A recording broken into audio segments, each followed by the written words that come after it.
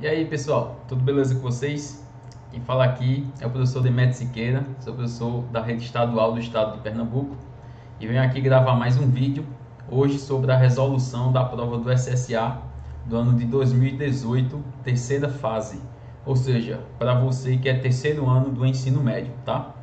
Lembrando que na terceira fase do SSA, a prova, na média ponderada, ela vale um pouco mais do que no primeiro e no segundo ano. Enquanto no primeiro e no segundo ano você multiplica as notas por 3, no terceiro ano você multiplica por 4. E no final divide tudo por 10, ok? Depois que somar esses valores. Então pessoal, já adiantando, se você ainda não é inscrito no canal, eu peço que você deixe o seu like aí no vídeo, compartilhe com o pessoal, inscreva-se, ative as notificações, porque aí você vai ficar por dentro de todos os outros vídeos que forem aparecendo aqui, tá?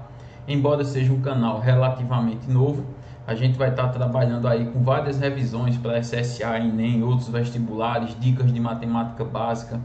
Então é isso daí. Bem, então vamos começar, né? A primeira questão da prova, que é a questão 13, diz o seguinte: na cidade de Chove-Chuva, chove sempre 3 dias na semana, embora nunca chova 2 dias seguidos. Então eu já sei que chove 3 dias na semana, só que eu já sei que nunca chove 2 dias seguidos. Aí diz assim: a distribuição dos dias de chuva em cada semana é sempre a mesma. Por exemplo, se chove uma segunda-feira, chove em todas as segundas do mês. De quantas maneiras diferentes pode ser a distribuição dos dias de chuva em uma semana típica? Bem, é um problema de contagem, né? A gente vê que se trata de um problema que eu devo determinar a quantidade de sequências, quantidade de formas de organizar grupos aqui. Só que a gente vê que a boa notícia, né, é que no máximo aqui a resposta vai ser 10. Então a gente meio que consegue listar aqui os casos, tá? Então, pessoal, vamos pensar na seguinte situação. A gente sabe que na semana a gente vai ter aqui de segunda a domingo. Vamos supor que a semana comece na segunda, tá? Então a gente vai ter de segunda a domingo. Só que o problema aqui, que a gente tem que prestar atenção, é que a gente não sabe qual é o dia que choveu inicialmente. Então eu vou esgotar todas as possibilidades. Como eu estou supondo que segunda é o primeiro dia da semana, então eu vou começar dizendo que choveu na segunda, tá? Então pensa comigo aqui, ó. Vamos dizer o seguinte: choveu na segunda. Bem, se choveu na segunda, quais são os outros dias da semana que pode chover, além da segunda? Bem, não pode chover na terça, porque senão vão ser 2 dias consecutivos, tá? Então, uma possibilidade aqui, não significa que seja a única, é que chova, além da segunda, que eu já sei que choveu, tá? Choveu também na quarta, porque na terça não pode, ok? Se não for na quarta, pode ter chovido quando? Pode ter chovido na quinta. Choveu na segunda e depois choveu na quinta. Bem, pode ter chovido na sexta também? Pode, porque vê, se choveu na quarta, eu tenho ainda outras possibilidades para o terceiro dia de chuva. Se choveu na quinta, eu tenho outras possibilidades. Se choveu na sexta, eu tenho outras possibilidades. Eu vou colocar aqui e a gente pensa. Se não tiver, eu apago. Bem, vamos supor que choveu na sexta. Choveu na segunda, aí passou terça, não pode chover, porque já choveu na segunda, né? Aí pode ser que seja na quarta, só que a gente já considerou. Pode ser que seja na quinta, a gente já considerou. E na sexta, bem, se chover na sexta, não pode chover no sábado, concorda? Aí você, então pode no domingo. Só que aí tem um problema. Se não choveu na sexta, não pode no sábado, mas também não vai poder no domingo, porque o dia que vem depois do domingo é a segunda. E aí eu vou ter 2 dias consecutivos chovendo, porque eu estou supondo que na segunda choveu. E todas as segundas do mês irão chover. Então, o que é que eu estou querendo dizer aqui? Que a gente só tem de possibilidades, levando em conta que choveu na segunda, chover na quarta ou na quinta. Não pode chover na sexta. Como só tem essas duas opções, eu vou cortar aqui e puxar a seta um pouquinho mais para baixo, tá?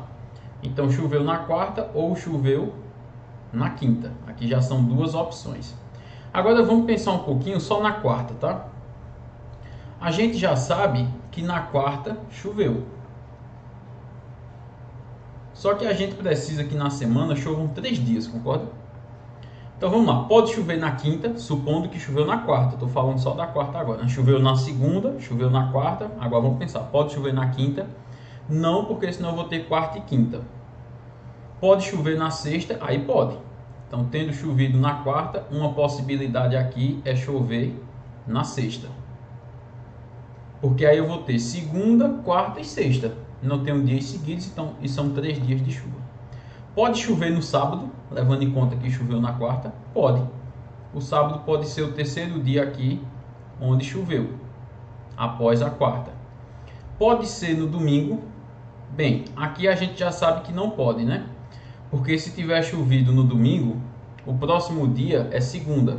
E aí eu vou ter 2 dias consecutivos onde eu vou ter chuva, ok? Então aqui no domingo não vai poder chover. Então, levando em conta que choveu na quarta, a gente tem essas duas opções. Pode chover o terceiro dia de chuva, né? Na sexta ou no sábado. Então aqui a gente já tem quantas possibilidades no total, se a gente for pensar. A gente tem, ó, chover na segunda, quarta e sexta, isso já é uma possibilidade. Chover na segunda, quarta e sábado é outra possibilidade. Agora a gente sabe que chovendo na segunda não precisa necessariamente ser na quarta, o segundo dia. Então pode ser que seja na quinta. Então eu vou dizer aqui, ó, que na quinta-feira choveu. Bem, levando em conta que choveu na segunda e na quinta, então, né? Qual seria o possível ou os possíveis terceiro dia de chuva? Na sexta não pode, porque senão eu vou ter quinta e sexta. Então sábado aqui é um possível dia, concorda?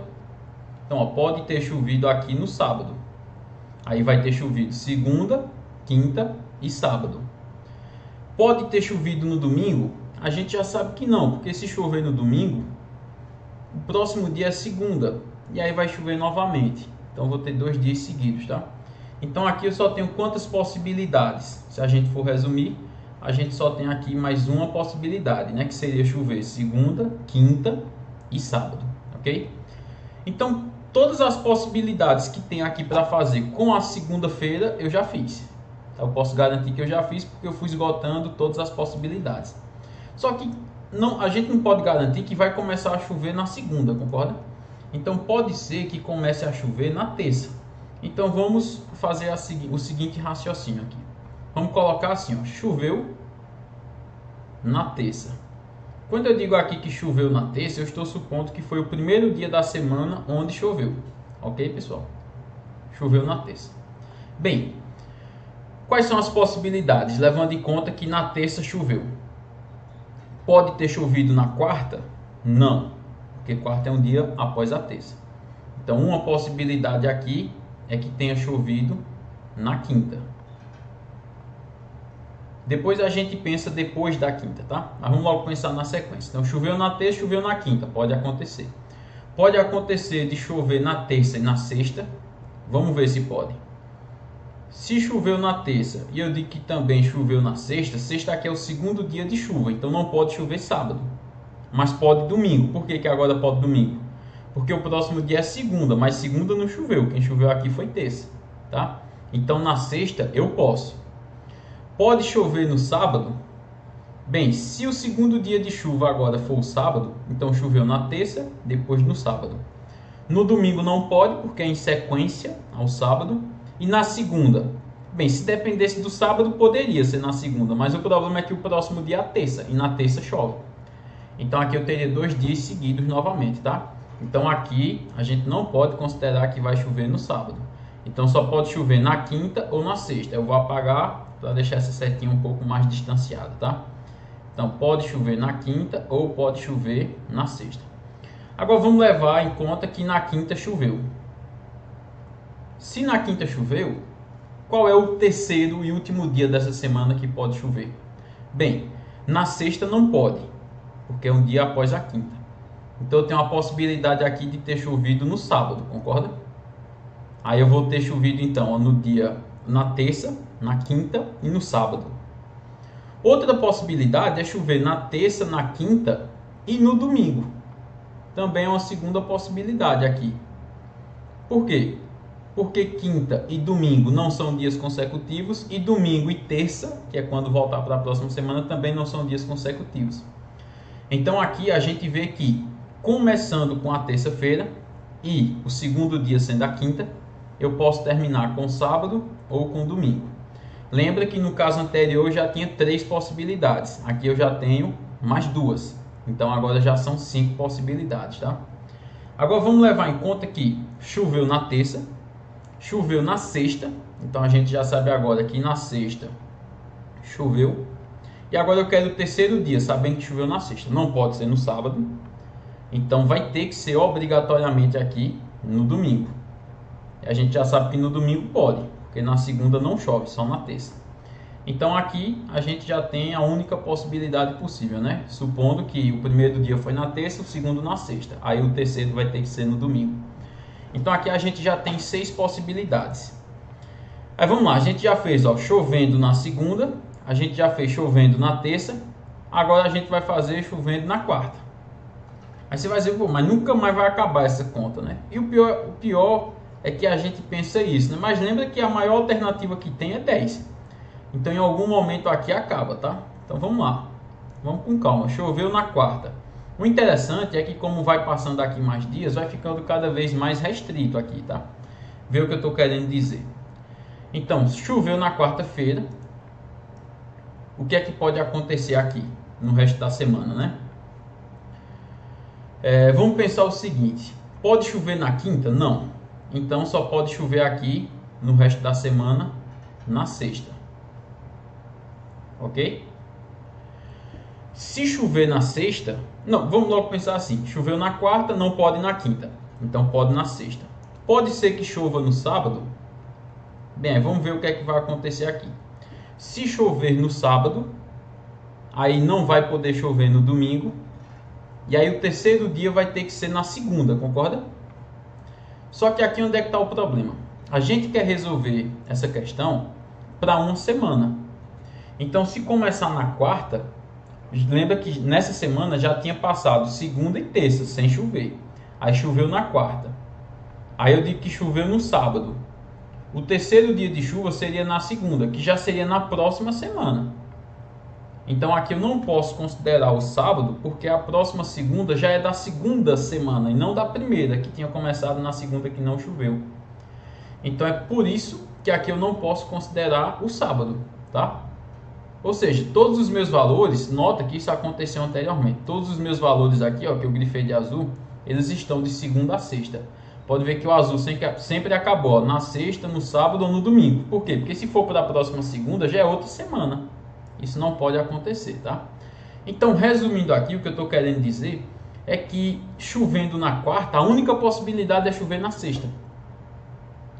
E chovendo na sexta, agora a única possibilidade para o terceiro dia de chuva é chover no domingo. Porque não pode chover no sábado, concorda? Porque é o dia seguinte à sexta. Então aqui eu só tenho uma possibilidade. Agora, pessoal, se liga no que aconteceu. Sempre nas situações anteriores, né, a gente tinha uma possibilidade inicial. Para a segunda possibilidade, a gente teve 2 possibilidades, né, para a segunda decisão. E para a terceira, às vezes tinha 2, às vezes tinha 1. Só que nessa situação agora, supondo que não choveu nem na segunda nem na terça, mas sim só na quarta, só me sobrou agora uma possibilidade, que é chover na sexta e no domingo. O que é que significa isso? Que eu não posso agora, nem precisa mais fazer, dizendo que choveu só na quinta, que a quinta foi o primeiro dia. Por quê?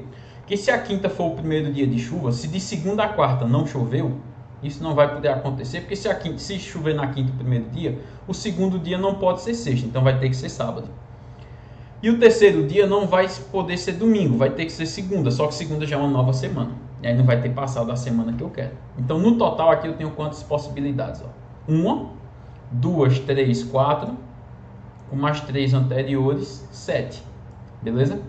Então a resposta correta aqui, vamos voltar um pouquinho, tem que ser o 7. Que é a nossa alternativa C, ok? Essa questão, eu não sei o que é que vocês acham. Se vocês acham que foi uma questão fácil ou uma questão difícil, tá? Posta aí nos comentários para eu saber o que foi que vocês acharam dessa questão, ok? Então vamos lá. A questão 14 diz o seguinte: os pontos 3, 2, 5, 2 e 3, 6 são vértices de um triângulo retângulo. Quais são os valores das medidas da hipotenusa e da área desse triângulo nessa ordem? Bem, está pedindo nessa ordem, mas não quer dizer que a gente tenha que fazer nessa ordem, né? Nas alternativas estão nessa ordem. Então vamos lá, está pedindo aqui que a gente calcule a medida da hipotenusa e a medida da área, ok? A gente já sabe que é um triângulo retângulo, a gente já conhece os pontos que representam os 3 vértices desse triângulo, tá? Então eu vou anotar aqui no cantinho direito, ó, e depois eu vou mais para lá. Então eu vou anotar logo agora para eu não esquecer as coordenadas dos pontos. Então eu vou chamar de ponto A o primeiro ponto, que vai ter coordenadas 3, 2. O segundo ponto, cadê? 5, 2. Eu vou chamar de ponto B, o ponto que tem coordenadas 5, 2. E vou chamar de ponto C, o terceiro ponto que tem coordenadas 3, 6. Pronto, lembra que a gente precisa encontrar a hipotenusa e a área, ok? Então vou puxar aqui agora, pessoal, um pouquinho, ó, vai sair ali do enunciado, tá? Eu vou puxar aqui para a gente focar nesse espaço na resolução dessa questão. Eu vou criar aqui um plano cartesiano. Então vamos lá. Vou criar aqui um plano cartesiano. Acho que ficou... Vou deixar mais fino essa linha, né?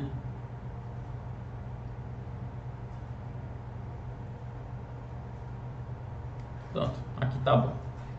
Vou fazer aqui, ó, eixo Y e eixo X. Ok? Vamos lá, o eixo Y, eu vou contar o eixo Y maior valor que aparece ali é um 6, né? Eu vou contar de 1 em 1 mesmo. Então aqui vai ser o 1, o 2, o 3, o 4, o 5 e o 6. Vamos colocar esses números aqui. 1, 2, 3, 4, 5, 6. O X, o maior valor que aparece é 5. Só que o X aqui, como ele está um pouco próximo, eu vou distanciar um pouquinho aqui a escala nesse eixo, tá? Deixa eu ver se eu consigo colocar de 3 em 3 aqui, né? É querer demais? Acho que não vai dar não, né? Porque eu vou precisar de 15. 1, 2, 3,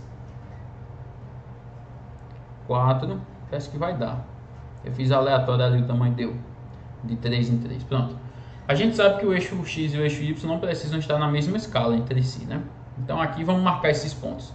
O ponto A tem coordenadas 3, 2. Então vamos lá, 3, 2. Eu tenho esse ponto aqui representando o ponto A. O ponto B tem coordenadas 5, 2. Então vamos lá, 5, 2. Então o ponto B é esse ponto aqui, ó. Ponto B. E o ponto C tem coordenadas 3, 6. 3, 6. Vai ser esse ponto aqui. Então, esse ponto aqui é o ponto C. Deixa eu ver se eu fiz certo mesmo. O A é 3, 2. O B é 5, 2. E o C é 3, 6. Pronto, perfeito. Agora eu vou ligar esses pontos aqui, tá? Eu vou ligar com o segmento de reta vermelho para a gente formar o nosso triângulo aqui. Então eu tenho este triângulo aqui, ó. E aí o enunciado já fala que o triângulo é retângulo, né? A gente já sabe que esse triângulo tem um ângulo reto aqui no ponto A. E aí está pedindo duas coisas desse triângulo. Está pedindo a medida da hipotenusa e está pedindo a área do triângulo, né, pessoal? Então vamos lá. Aqui é razoavelmente fácil achar os cateiros. Porque, pessoal, o A, a gente vê que ele está numa altura, o Y do ponto A, né? Ele está numa altura de 2. E o Y do ponto C, ele está numa altura de 6. E aí de 2 para 6 vai ser o comprimento desse segmento aqui, que é 4. Concorda? De 2 para 6. Agora vamos olhar no X. O X do ponto A é 3. E o X do ponto B é 5. Então de 3 para 5, a gente sabe então que esse comprimento aqui vai ser 2. Aí você vai ver como é que é 2? Se aquele 4 ali ele é mais que 2, como é que geometricamente aqui o desenho 2 está maior do que o 4? Não está em escala, né, pessoal? Não está na mesma escala, o eixo X e o eixo Y, tá? Por isso que está dando essa diferença. Mas vê que coisa interessante. Como eu já tenho esse 2 e esse 4, eu já consigo calcular a área desse triângulo. Por que eu consigo calcular a área dele, pessoal? Porque a área é base vezes a altura dividido por 2. E a base e a altura precisam formar 90 graus. Então, uma base aqui já é o AB e a altura já é o AC, ok? Então, a gente vai ter base 2 vezes a altura 4 dividido por 2. Corto 2 com 2. Então, a gente descobriu que a área desse triângulo é de 4 unidades de área, ok? Vamos olhar nas alternativas, porque está pedindo a área e a hipotenusa. Ou melhor, pede a hipotenusa primeiro e a área depois. A gente já sabe que a área é 4, então a gente já elimina algumas alternativas. Hipotenusa e área. E, na verdade, se você for notar aqui, você vai ver que a letra C é a única que está dizendo que a área é 4, né, pessoal? Então, a única que pode ser a correta aqui é a letra C. Não seria difícil também encontrar essa hipotenusa, né? 2 raiz de 5. Eu vou mostrar também, tá, pessoal? Porque podia ser que tivesse outra alternativa com 4 aqui na área, né? Então é coerente que a gente entenda como é que eu encontraria essa hipotenusa. Bem, para encontrar o valor dessa hipotenusa, eu vou chamar essa distância aqui de D, ok? Você pode usar aqui simplesmente Teorema de Pitágoras. Por que você pode usar Teorema de Pitágoras? Porque você tem dois lados e quer achar o terceiro, o triângulo é retângulo, né? Então ficaria aqui D ao quadrado igual a 4 ao quadrado mais 2 ao quadrado. Essa seria uma maneira de você encontrar, ok? Outra maneira de você encontrar seria você utilizando não muito geometria plana e mais de fato geometria analítica, que seria você usando a fórmula de distância entre dois pontos. Na verdade, pessoal, a fórmula de distância entre dois pontos, ela nasce do Teorema de Pitágoras, né? Então, a fórmula de distância entre dois pontos, você teria aqui, ó, a distância do ponto B ao ponto C seria a variação de x entre esses dois pontos ao quadrado, mais a variação de y entre esses dois pontos ao quadrado. Lembrando que isso está dentro de uma raiz quadrada, tá? Então, essa é a fórmula de distância entre dois pontos, né? Variação de x, você faria um x menos o outro. Variação de y, um y menos o outro. Nota que quando você faz um x menos o outro, você vai estar achando o cateto. O y menos o outro, você vai estar achando o outro cateto. Por isso que a fórmula de distância entre dois pontos, ela nasce do Teorema de Pitágoras, tá? Então, tem essas duas possibilidades aí. Quando vocês resolvessem aqui, né? Vamos lá, Pitágoras. D ao quadrado seria igual a 16 mais 4, que é igual a 20. Então, D seria a raiz quadrada de 20. Como é que eu tiro essa raiz rapidamente? Sabendo que 20 é 4 vezes 5. Por quê? Porque eu sei que a raiz de 4 é 2 e a raiz de 5 não tem, então eu só repito. Então, essa distância, que é a minha hipotenusa, iria valer 2 raiz de 5, ok? Então, a gente tem aqui... Bem, a gente já sabia, na verdade, né, que a resposta seria a letra C. Mas aí eu decidi fazer e encontrar a hipotenusa também, tá certo? Então, pessoal, qualquer dúvida, posta aí nos comentários, ok? Agora a gente vai para a próxima questão. A questão 15 diz o seguinte: a equipe de um posto de saúde montou o quadro ao lado para acompanhar o número de crianças vacinadas na primeira semana de junho deste ano. Buscando analisar a uniformidade desses dados, o gerente do posto, solicitou à equipe o desvio padrão do número de crianças vacinadas. O desvio padrão do número de crianças vacinadas. De acordo com essas informações, aproximadamente, então a gente já sabe que não vai dar exato, qual o valor do desvio padrão encontrado. Pessoal, se você vai fazer a prova do SSA do terceiro ano, eu falo isso, né, porque você pode estar assistindo esse vídeo, mas você não vai fazer a prova, você está estudando para outro vestibular e está aproveitando para ver como é que caiu no SSA. Mas se você vai de fato fazer a prova do SSA, o SSA é um dos vestibulares, dos poucos que a gente vê, que ele cobra bastante medidas de dispersão, que é especialmente a variância, o desvio médio e o desvio padrão, mas especialmente a variância e o desvio padrão. Então é importante que você saiba fazer esse cálculo, porque certamente vai cair uma questão. É claro que pode ser que não caia, mas é provável que caia, tá? E geralmente são questões que elas não são difíceis, mas são grandes, tá? É um pouco grande para a gente achar o desvio padrão. Por quê? Porque primeiro a gente vai ter que achar a variância. Qual é o primeiro passo aqui, pessoal? O primeiro passo, né, se você não conhece, é você calcular a média.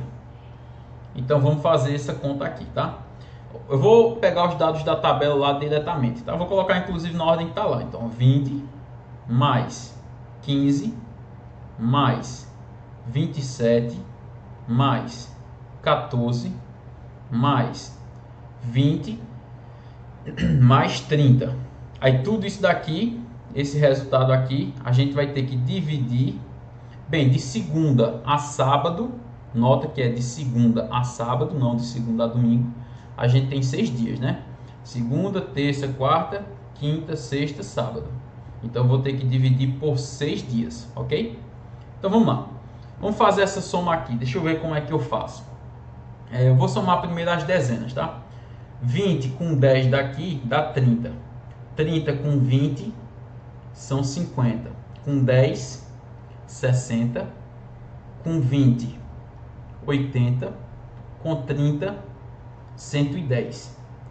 Aí eu vou ter 110 mais 4, 114.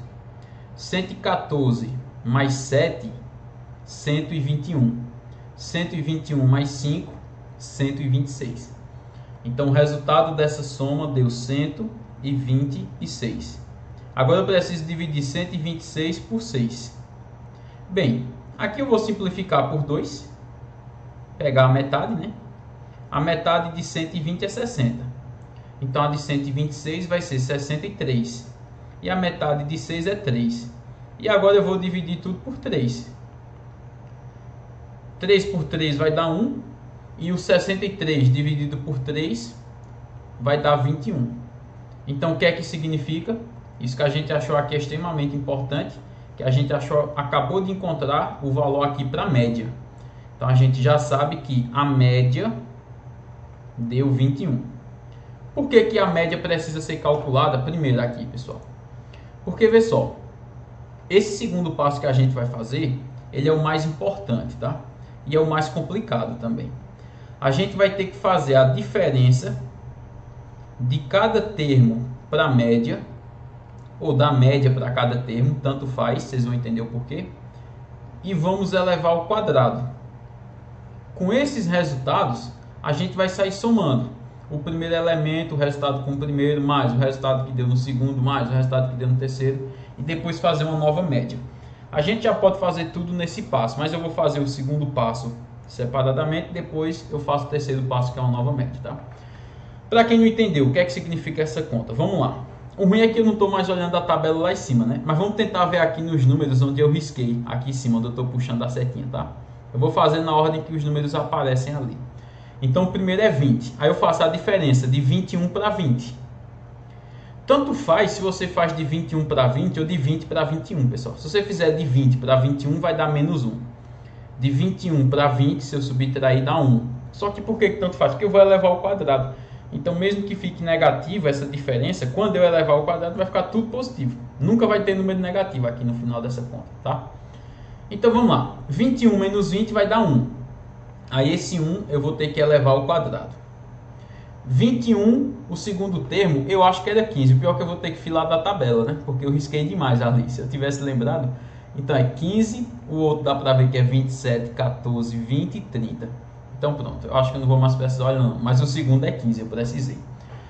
Então vamos lá.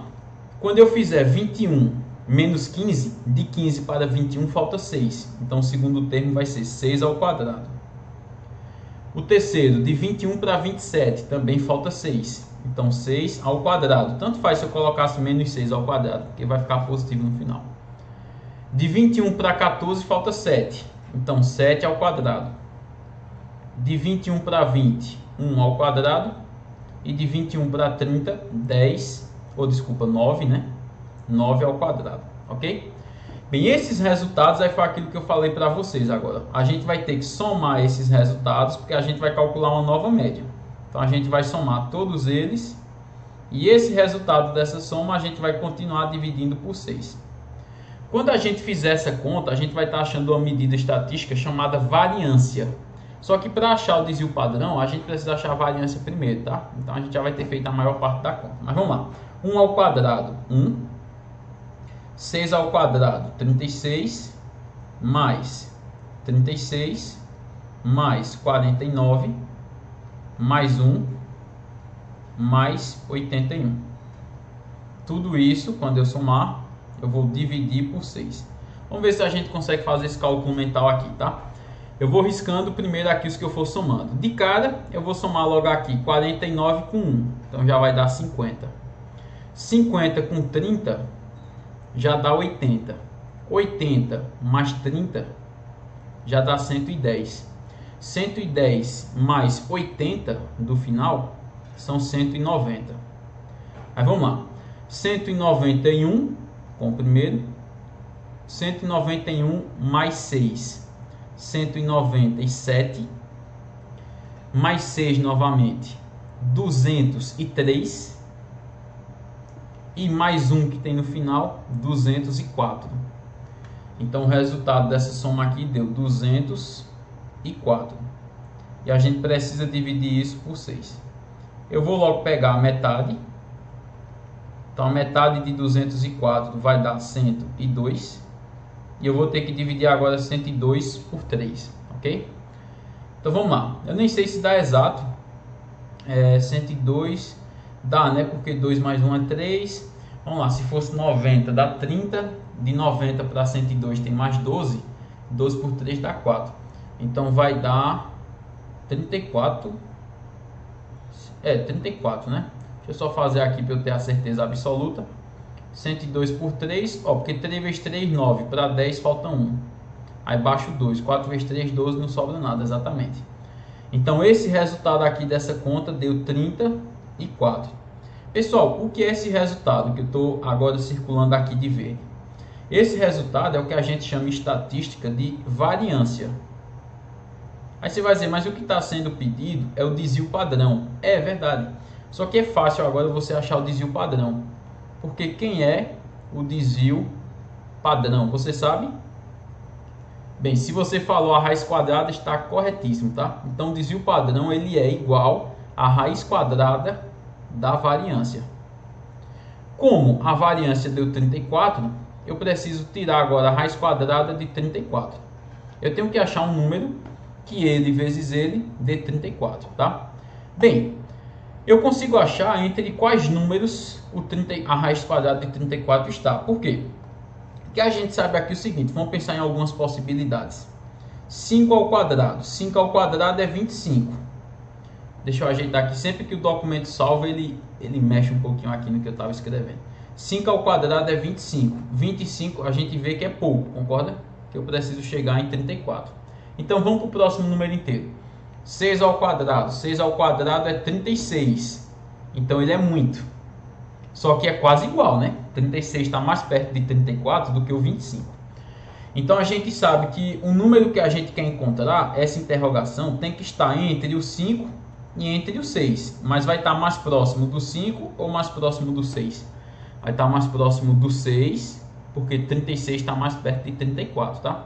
Então tem que ser 5, alguma coisa, mais ou menos próximo do 6. Eu não preciso fazer a conta, porque está pedindo só uma aproximação. Ó. E como as alternativas são muito distantes entre si, então tem que ser aqui a letra E, ok? Então a gente já sabe que a resposta correta aqui é a letra E. Pessoal, ficou claro essa questão aí para vocês? Então vê só, eu peço que se até aqui você tiver conseguido entender, tá? Se tiver te ajudando essa resolução, que você curta esse vídeo, que você se inscreva no canal e que ative as notificações para que possa ficar por dentro aí dos novos vídeos, ok? Passa para o pessoal que você conhece, aquela pessoa que você sabe que está precisando de uma força agora para fazer a prova do SSA. E aí isso vai ajudar a crescer o canal, ok? Então vamos continuar aqui. Vou passar para a próxima página. Vamos esperar abrir aqui. Pronto, abriu. Agora a questão 16 diz o seguinte. 2 carros A e B se deslocam com velocidade constante em avenidas perpendiculares. O que é que significa ser perpendicular em matemática, pessoal? Perpendicular em matemática significa que formam 90 graus entre si, ok? Então, dois carros viajam em avenidas que formam 90 graus entre si, conforme a figura ao lado. O carro A se desloca a 30 km por hora e o carro B a 40 km por hora. Nessas condições, qual a velocidade relativa entre os dois carros? Pessoal, parece até uma questão de física, né? Quando fala aqui de velocidade relativa, a ideia aqui, vamos lembrar, por exemplo, quando eu estou trabalhando com vetor, com forças. Se eu tenho uma pessoa, aqui tem uma caixa, vamos supor que isso daqui representa uma caixa. E aí eu puxo essa caixa para a esquerda com uma força, por exemplo, de 10 newtons. E aí eu estou puxando essa caixa também, outra pessoa, né, puxa para a direita com uma força de 8 newtons. Tá? Em sentidos opostos aqui. Então o que é que vai acontecer? A força resultante, ela vai estar no final das contas apontando para a esquerda, porque a força ela é maior, concorda? A força que está sendo feita para a esquerda é uma força maior. Então a resultante também vai apontar para a esquerda. Mas ela não vai apontar com a força de 10, porque tem 8 newtons anulando essa força de 10. Então aqui só vai apontar com a força de 2, tá? A velocidade relativa raciocina a mesma coisa. Quando um carro vai na sua frente, vocês dois estão no mesmo sentido, tá? Aí um carro vai a 100 km por hora e você precisa ultrapassar esse carro. Se você for a 100 km por hora, você nunca vai ultrapassá-lo. E se você for a 110 km por hora, você não está ultrapassando esse carro a uma velocidade de 110. É como se esse carro tivesse parado e você estivesse ultrapassando a uma velocidade de 10 km por hora. Que seria a diferença de velocidade entre vocês, ok? Então aqui o que é que vai acontecer? Vamos lá. Vou fazer um segmento de reta vermelho aqui. O que é de vermelho vai estar representando o carro A, ok? E o que eu fizer de azul vai estar representando o carro B. Eu vou só puxar um pouquinho aqui mais para o lado. Lembrando que o A está indo a 30 e o B a 40, tá? Então vê só. O A, a gente sabe que ele se movimenta mais ou menos nesse sentido. E o B, lembrando que, diga assim, nesse sentido, com a seta para lá, tá? Eles dois se encontraram naquela esquina, só que quando eu olho agora para o B ele se desloca para cima. Lembrando que com uma velocidade aqui de 40, tá? Então eu sei ó, que esse daqui está indo para cima a 40 e o A está indo para a direita a 30. O que é a velocidade relativa aqui? É como se fosse uma força resultante que a gente vai fazer, né? A gente usa a regra do paralelogramo, né? A gente fecha aqui um quadrilátero, traçando retas paralelas às forças que a gente tem, né? Que aqui são, na verdade, os vetores, né? O vetor velocidade. Então, eu tracei uma paralela àquela azul e agora eu estou traçando uma paralela à vermelha. Como é que eu sei onde é que está o resultante? Ele nasce de onde os dois se encontram e ele termina no encontro dessas retas paralelas que eu tracei. Ou seja, o vetor resultante vai ser esse que eu estou fazendo de preto aqui agora, apontando para cá. Agora, como é que eu vou saber o módulo dele, né? A intensidade desse vetor aqui? Então, aqui a ideia é extremamente simples. Esse triângulo aqui que foi formado, ó, se trata de um triângulo retângulo. A gente sabe que esse lado aqui é 30, a gente sabe que o lado vertical é 40, e a gente quer achar essa velocidade aqui, que eu vou chamar de velocidade relativa, que é a hipotenusa desse triângulo. E aí, pessoal, sempre bom lembrar, aqui eu teria que usar Pitágoras, tá?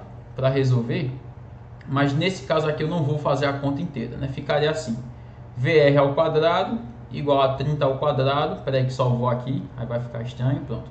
30 ao quadrado mais 40 ao quadrado, tá? Aqui é importante a gente conhecer um triângulo clássico, que é utilizado em muitas questões do Teorema de Pitágoras, né? Que é o triângulo cujos lados são 3 e 4 para o cateto e 5 para a hipotenusa, tá? Esse é o único triângulo retângulo que existe, tá? Eu posso até estar enganado, mas eu tenho quase a certeza. Esse é o único triângulo retângulo que existe, cujos lados são números inteiros assim consecutivos. Boa parte das questões de matemática que a gente vê em vestibular, que tem triângulo retângulo, são lados que são múltiplos desses, né? Então você vê aqui, ó, que nesse triângulo retângulo da questão, um cateto é 30 e outro é 40. Eu só fiz simplesmente multiplicar por 10 aqui. O 3 virou 30 e o 4 40. Então o 5 vai virar 50. Então eu já sei aqui que esse vetor resultante aqui vai ser de 50, ok? Nem vai ser 40 mais 30, que é 70. nem vai ser 40 menos 30, que é 10, tá? Nem vai ser um, nem vai ser outro, vai ser 50, vai estar no meio termo, vamos dizer assim, tá? Quando eu digo no meio termo, não entenda média, tá? Não estou falando que é média, não, tá? O meio termo foi só uma maneira de falar. Então a velocidade relativa aqui é de 50 km por hora. Vamos ver nas alternativas. Bem, nas alternativas aqui, a gente vê que é a letra C, a alternativa correta, né? Então vamos lá, a letra C é a nossa alternativa correta, 50 km por hora, ok? Pessoal, se tiver ficado alguma dúvida, posta aí nos comentários, tranquilo? Então vamos para a próxima questão. A questão 17 diz o seguinte: em qual das alternativas abaixo temos um par de retas concorrentes? Pessoal, quando a gente vai comparar retas no plano, só existem duas possibilidades. Ou essas retas vão ser concorrentes, ou essas retas vão ser paralelas. Só existem essas duas opções. O que são retas concorrentes? São retas que no plano cartesiano elas se cruzam em apenas um ponto. Então, o único ponto que elas têm em comum é esse ponto aqui que eu estou chamando de ponto P. Isso significa ser retas concorrentes, tá? E o que é que são retas paralelas? Ah, pessoal, paralelas são aquelas que não se encontram. Depende, porque tem dois tipos. Eu tenho retas paralelas que realmente vão ficar assim, ó. Elas nunca vão se encontrar. Só que eu tenho retas paralelas assim, ó. Eu tenho uma paralela aqui. E aí eu vou fazer de azul. Eu tenho outra paralela assim, ó. Eu vou colocar bem pertinho, tá? Para não colocar uma em cima da outra. Mas tá bem ao ladinho aqui uma da outra, tá? Eu vou até dar um zoom aqui para vocês verem. Então aqui eu tenho retas paralelas que são distintas. Então essas retas paralelas podem ser diferentes entre si. Ou essas retas paralelas podem ser coincidentes, tá? São a mesma reta.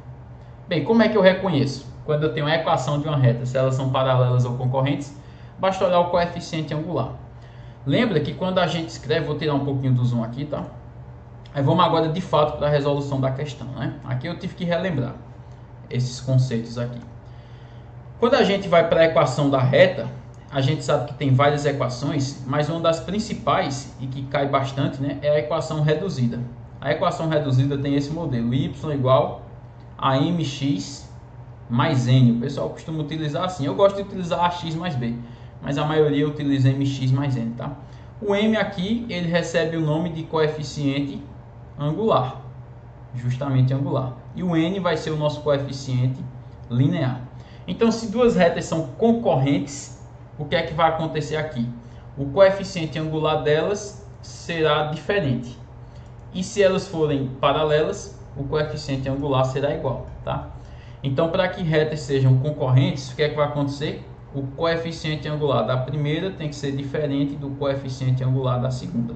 Onde isso acontecer, eu já sei que as retas são concorrentes, ok? Então vamos lá. Vamos pegar, a gente vai ter que testar uma a uma as alternativas, né? A primeira alternativa diz assim, 8, que é a reta, né? Tem a equação 8x menos 4y mais 12. Então vou logo escrever essa aqui. 8x menos 4y mais 12. Essa é a equação da reta R. Agora vamos ver a segunda reta, né? Que eu acho que vai chamar de reta S, naturalmente aqui. Vamos lá, ver qual é a equação da reta S. 3x menos y menos 5. Então vamos escrever lá. 3x menos y menos 5. Vamos lá. Tudo isso igual a zero. Pronto. O que é que eu faço aqui, pessoal? Para saber se os coeficientes angulares são iguais, simplesmente eu isolo y. É exatamente isso que eu vou fazer, tá? Na primeira equação tem uma coisa interessante que a gente pode fazer. Tudo múltiplo de 4, né? Então eu vou dividir logo todo mundo aqui. Sim, eu esqueci de colocar que é igual a zero, né, pessoal? Desculpa aí essa falha. Deixa eu apagar aqui e vou colocar que é igual a zero, né? Que é para eu poder dividir agora. Pronto, é igual a zero. Aí agora eu vou pegar toda essa equação e dividir por quanto? Bem, se eu dividir por 4, o y continua negativo. Eu posso até fazer isso, depois eu passo o y para o outro lado. Vou fazer isso, né? Eu acho que é até um pouco mais simples. Então vamos lá. 8 dividido por 4 vai ficar 2x. Menos 4 por 4 vai ficar menos y. E 12 por 4 vai ficar 3. Quando eu dividir 0 por 4, continua sendo 0. Aqui para isolar o y, basta passá-lo para o outro lado. Então esse menos y vai ficar y isolado, concorda? Então eu vou ter que y vai ser igual a quem? A 2x mais 3. Eu só fiz passar o y para o lado direito e escrevi ele do lado esquerdo depois, tá? Inverti a ordem. Então aqui, olhando para essa equação da reta, eu descubro que o coeficiente angular aqui é esse que eu estou grifando de vermelho, né? Que é sempre quem vem junto com a minha variável. Então o coeficiente angular vale 2. Agora vamos para a segunda equação. Na segunda equação, se eu passar o menos y para o outro lado, aí já acabou. Que aí eu já vou ter isolado o y. Então vai ficar y igual a 3x menos 5. Aqui já acabou. Quem é o coeficiente angular aqui, se eu for comparar, é o 3. Então, nessa situação da letra A, como eu já tenho que o coeficiente angular da reta R é diferente do coeficiente angular da reta S, porque em um deu 2, no outro deu 3, então aqui eu já posso afirmar que essa é a alternativa correta. É aqui onde eu tenho retas concorrentes. Porque para que elas sejam concorrentes, basta que o coeficiente angular seja diferente, ok? Então isso é ótimo, né? Geralmente quando você tem que testar as alternativas e a alternativa correta já é a letra A, isso é uma notícia muito boa. É igual quando a gente está lendo um enunciado que diz assim, considere que π vale 3, né? Chega a dar uma felicidade quando a pessoa lê isso. Então vamos lá. Agora a gente vai para a questão 18. Ela diz o seguinte: 6 canos de mesmo diâmetro estão amarrados por uma fita, conforme mostra a figura ao lado. Se cada cano tem 10 centímetros de diâmetro, quanto mede o comprimento total da fita? Considere que π é igual a 3. Eu comentei isso na questão 17, né? Dessa prova. Que quando π é 3 é muito bom, né? Então vamos lá, eu vou dar um zoom, pessoal, aqui nessa figura para a gente pensar. Vamos lembrar que o diâmetro é 10, tá? Eu vou dar um zoom aqui para ficar bem grande mesmo a figura, para a gente pensar um pouco sobre ela. Então vamos lá. Aqui eu vou traçar alguns segmentos. Deixa eu dar uma dica para vocês. Sempre que você tiver os círculos nesta disposição, empilhados nesta disposição, em esmagadora maioria das vezes, quem vai resolver um problema desse tipo vai ser triângulo equilátero, tá? Vocês vão entender o que eu estou falando aqui, ó. E como é que eu gero esse triângulo equilátero? Ligando os centros. Como eu não sei exatamente onde estão os centros, eu vou fazer uma estimativa, tá, pessoal? Então, vamos usar um pouquinho de bom senso aqui. Eu não sei exatamente onde está, então pode ser que não fique muito certo, tá? Mas vamos lá, vamos supor que aqui, ó, esse segmento de reta está passando no centro de todas essas circunferências. Agora eu vou fazer um segundo segmento de reta, passando onde eu acho que deve estar mais ou menos os centros também. E agora no terceiro segmento de reta, onde eu acho que deve estar mais ou menos os centros, tá? Então vamos supor que eu fiz correto aqui, ó. Que cada ponto desse, agora, eita, deixa eu só tirar aqui da seleção e pegar a caneta, né? Pronto, agora sim. Vamos supor que cada ponto desse aqui, ó, que eu estou fazendo, representa realmente o centro dessas circunferências, tá? Pronto. Aqui eu formei um triângulo equilátero. E aqui o que é que eu quero que vocês notem, pessoal? A gente quer o comprimento da fita que está ao redor. Só que a gente já sabe que o diâmetro aqui é 10. Então a gente já sabe, por exemplo, que se o diâmetro é 10, o raio é 5, né? Então esse pedacinho aqui mede 5, aí 5, 5 e 5. Então eu sei que o lado inteiro mede 20. Como o triângulo é equilátero, ele vai medir 20 em todos os lados, tá? Todos os lados dele, ó, vão medir 20. Aqui eu estou colocando os 5 só para colocar, para ficar claro. Então, se eu já sei que o lado do triângulo é 20, então eu já posso afirmar que nesse pedaço aqui da fita, onde eu vou fazer, presta atenção, ó. Deixa eu fazer assim logo, um tracejado aqui, pessoal, que eu acho que fica até melhor. Ó, vamos pegar aqui do centro daqui de baixo, para encontrar a fita lá naquele ponto lá. Então a gente vai fazer um tracejado assim, ó. Sempre que eu faço a distância de um ponto para uma reta, esse segmento forma 90 graus com a reta, né? Então tem tanto 90 graus lá quanto 90 graus aqui, só para deixar claro isso. Então aqui, ó, vou fazer também esse tracejado aqui. Então forma 90 graus lá e forma 90 graus aqui. Vou fazer o mesmo tracejado aqui, ó, para o outro lado, formando 90 lá e 90 aqui e embaixo. Então vamos fazer isso daqui. Agora eu vou só fazer sem falar, tá? Para a gente ir um pouquinho mais rápido aqui.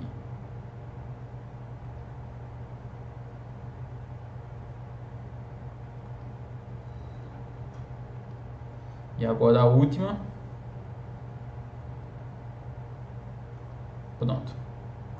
Por que eu fiz isso? Porque agora sim, presta atenção no segmento que eu vou fazer de vermelho aqui, tá?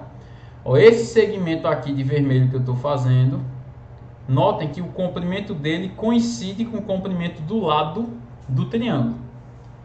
Assim como esse vermelho aqui, ó, também coincide com o comprimento do lado do triângulo. E esse vermelho aqui coincide com o comprimento do lado do triângulo, tá? Então, de cara, aqui, a gente já tem 20, 20 e 20 lá embaixo, tá? Não vai dar para eu colocar, mas lá embaixo é 20 também. Agora, qual está sendo o nosso maior problema? O nosso maior problema está sendo encontrar quanto mede uma curvatura dessa daqui. Por exemplo, vou fazer essa do canto inferior esquerdo aqui, ó. Quanto é que mede essa curvatura em comprimento que eu estou fazendo aqui de verde, tá? Então o documento salvou, vai ficar errado ali, bora ver. Sempre fica, né? Então vou ter que começar do zero aqui. Bem, quanto mede esse comprimento de arco aqui, tá?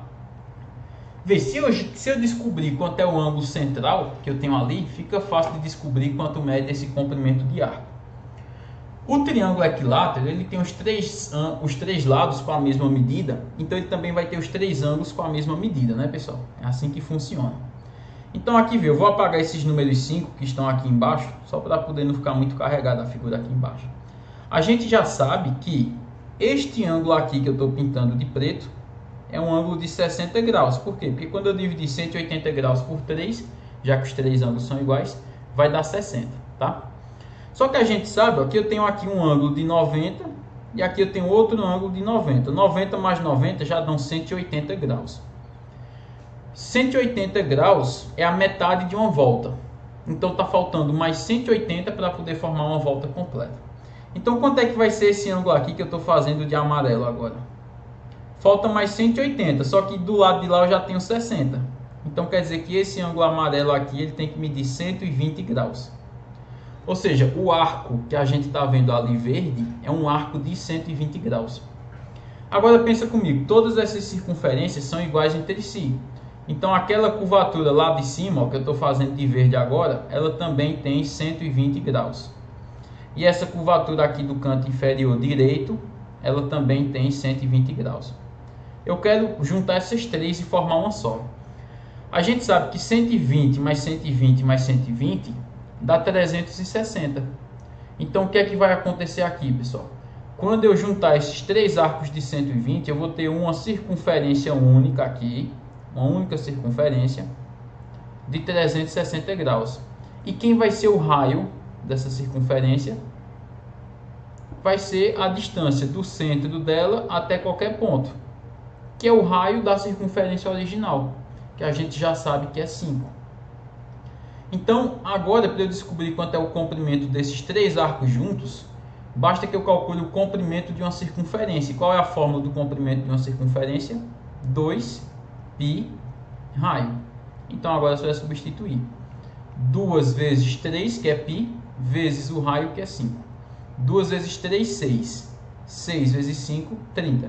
Então, o comprimento desses arcos juntos dão 30. Cada um daria 10 no caso, né? Se eu fosse calcular separadamente. Então vamos lá. A gente quer o comprimento total dessa fita. Então a gente ali, ó, tem 20, 20 e 20, que é esse 20 vermelho aqui de baixo. Então a gente já tem 60, mais 30 que a gente acabou de encontrar, vai dar 90, concorda? Então deixa eu pegar aqui a mão, para a gente poder voltar e achar a alternativa. 90 está na letra E aqui, né, pessoal? Eu vou reduzir um pouco, ainda está com muito zoom aqui. Então, aqui tá bom. Então, ela ficou bem pequenininho a conta, né? Mas como estava no zoom, deu para ver, né, pessoal? Então, a gente sabe que a alternativa correta aqui tem que ser a letra E, ok? É uma conta que não é tão grande, mas vale salientar que é uma conta que, geometricamente falando, é um pouco difícil de você fazer toda essa construção. Então, você já fica ligado. Qual é a dica principal aqui? Quando você tem esses círculos, isso serve também para a prova do Enem. Quando você tem esses círculos aí, geralmente ligando os centros deles, você vai formar esse triângulo equilátero que costuma resolver os problemas, tá? Então vamos lá. Agora a questão 19 diz o seguinte: ninguém sabe ao certo quando o dominó foi inventado e começou a ser jogado. Esse jogo é composto de peças retangulares formadas pela junção de dois quadrados. Em cada quadrado existe a indicação de um número representado por uma certa quantidade de bolinhas, que variam de nenhuma a 6, ou seja, de 0 a 6. O número total de combinações possíveis no dominó é de 28 peças, conforme apresentado na figura ao lado. Retirando-se uma peça qualquer do jogo de dominó, vamos lá para a pergunta da questão.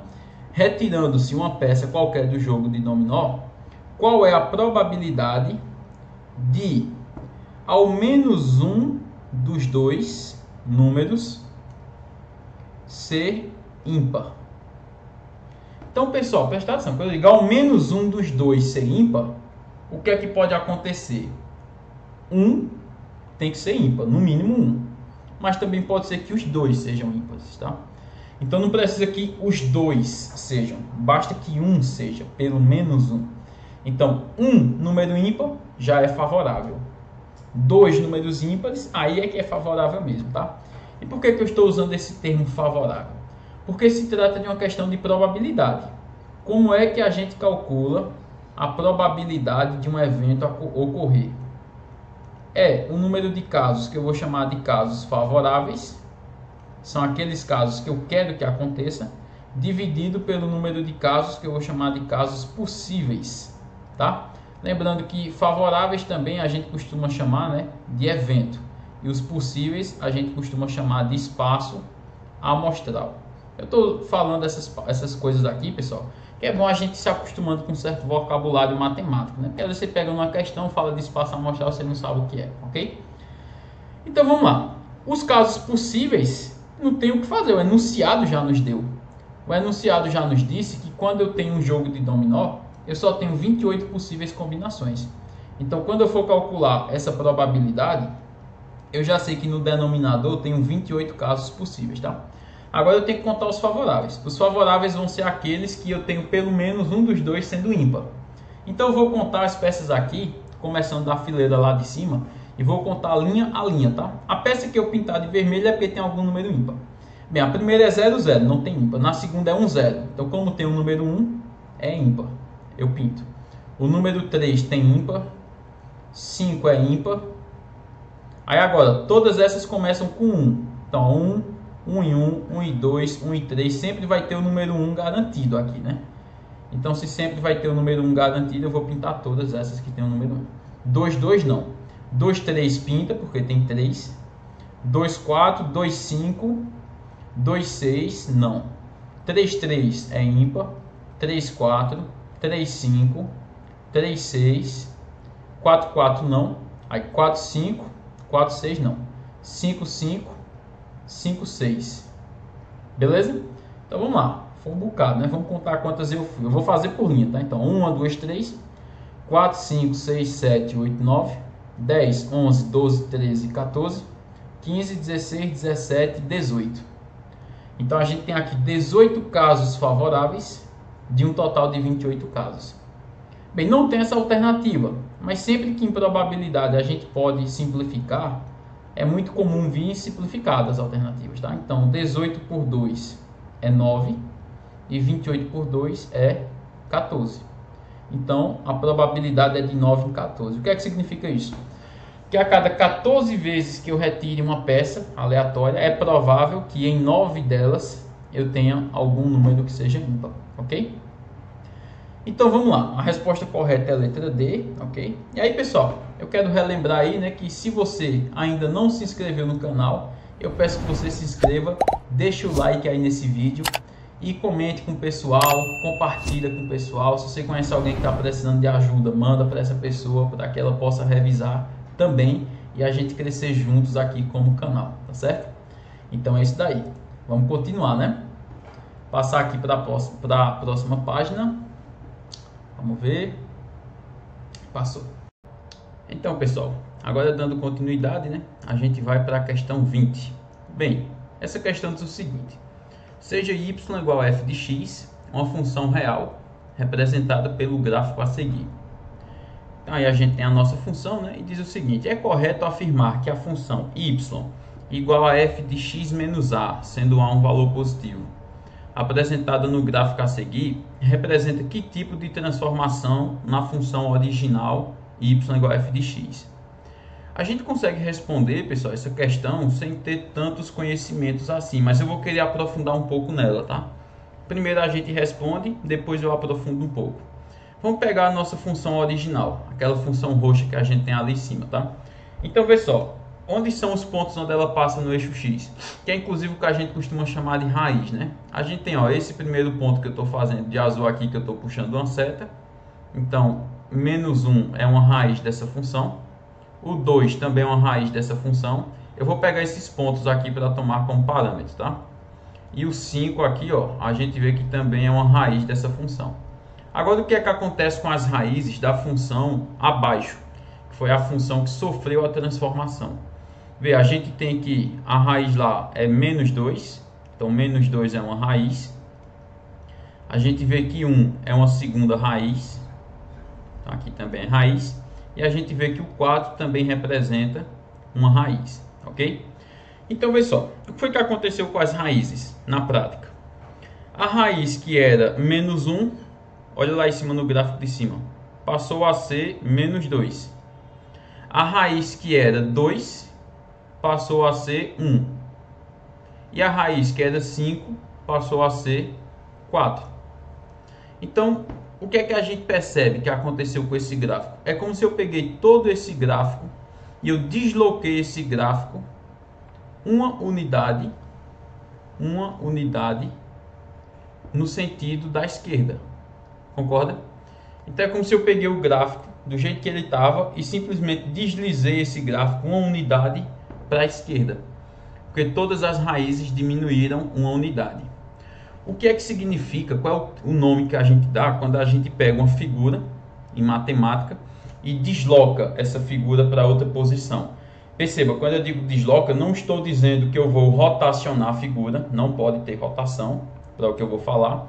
E nem estou dizendo que vou expandir ou comprimir a figura, nada disso. O formato que ela tinha, com as dimensões que ela tinha, continuam exatamente iguais. O que mudou foi a posição onde ela se encontra, tá? Esse tipo de situação em matemática, esse tipo de movimentação em matemática, é o que a gente vai chamar de translação. Então, você transladar uma figura significa você simplesmente pegar essa figura e movê-la para outro local, sem rotacionar, sem expandir e sem comprimir a figura, tá? Por exemplo, eu vou abrir aqui um programa para vocês, para que vocês possam ver, tá? É um programa chamado GeoGebra, que é bastante utilizado em matemática.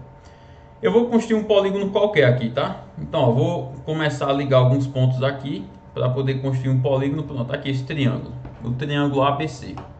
Do jeito que ele está aqui, o que é que eu posso fazer? Pegar esse triângulo e arrastar para outro canto, seja de maneira horizontal, para ele continuar na mesma altura que estava antes. Eu posso fazer isso de maneira vertical. Perceba que as dimensões do triângulo eu não estou mudando, né? O comprimento dos lados, por exemplo, continua o mesmo. Ou eu posso fazer isso de maneira oblíqua, descendo assim, ó, como se fosse uma diagonal. Isso que eu estou fazendo aqui é o que eu chamo de translação. Estou pegando a figura que está numa posição e levando essa figura para outra posição. Isso significa translação, tá? Então, a gente já sabe qual vai ter que ser a alternativa correta. Vê, eu vou voltar aqui para a tela que a gente estava da questão. E vamos ver aqui. O que é que aconteceu com esse gráfico, então, né? Vamos ver, letra A. Está dizendo que houve expansão. Expansão não houve. Não é expansão. Translação pode ser a letra B. Não é contração e não é expansão. Então, ou é a letra B ou é a letra D. A letra B diz que a translação de A é na direção do eixo Y. Bem, seria na direção do eixo Y se o gráfico tivesse ou subido inteiramente ou descido inteiramente. Não foi o que aconteceu. Foi na direção do eixo X, que é quando o gráfico translada ou para a direita ou para a esquerda. Cuidado para não pensar que a letra D está errada. A correta é a letra D, tá? Mas por que eu estou falando isso? Tem gente que pode pensar que está errado, porque vai ver aqui, ó, na direção do eixo X.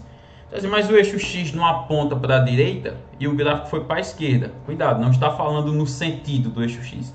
Está falando na direção. O que é a direção do eixo X? A direção horizontal. Aí eu posso ir para a direita ou para a esquerda, tá? Nesse caso eu fui para a esquerda.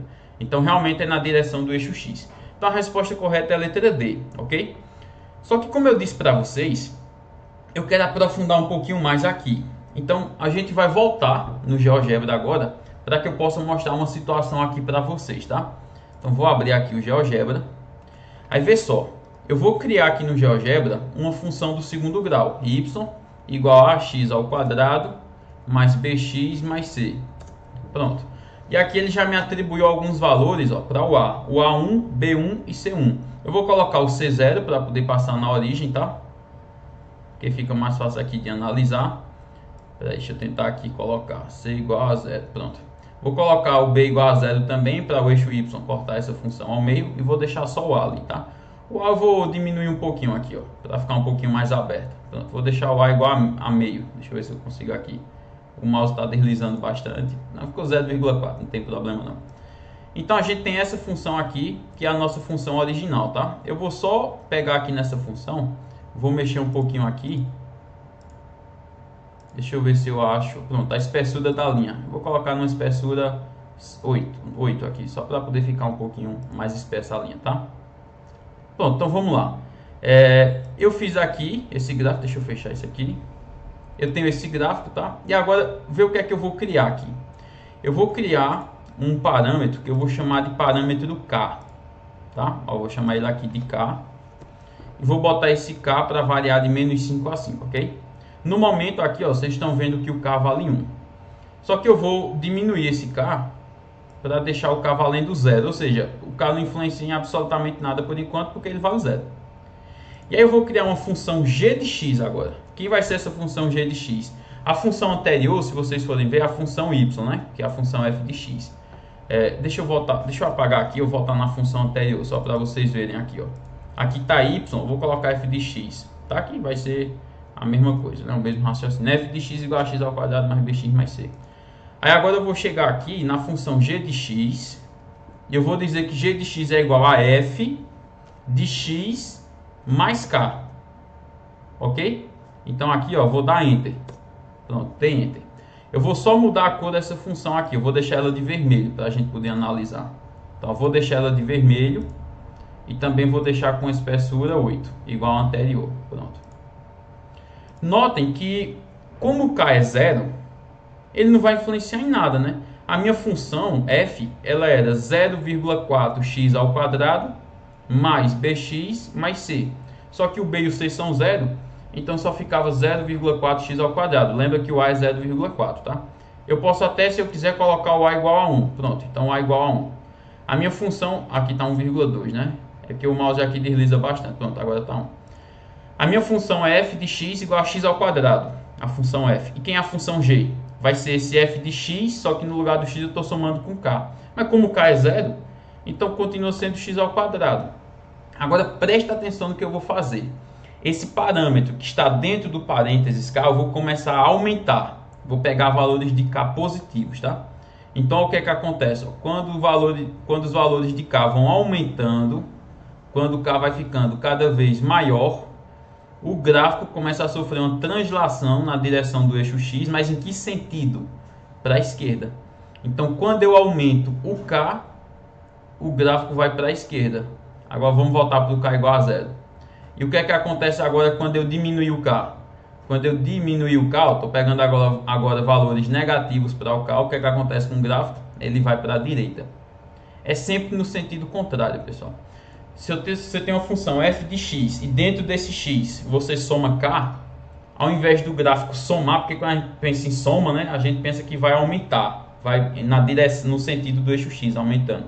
Mas é o contrário. Se eu somo o k, eu estou indo para a esquerda. Se eu subtraio o k, eu estou indo para a direita. Beleza? Então aqui a gente já tem noção que quando eu mudo o parâmetro dentro do parênteses, a gente vai ter uma translação na direção do eixo x. Essa translação pode ser para a direita ou essa translação pode ser para a esquerda, tá?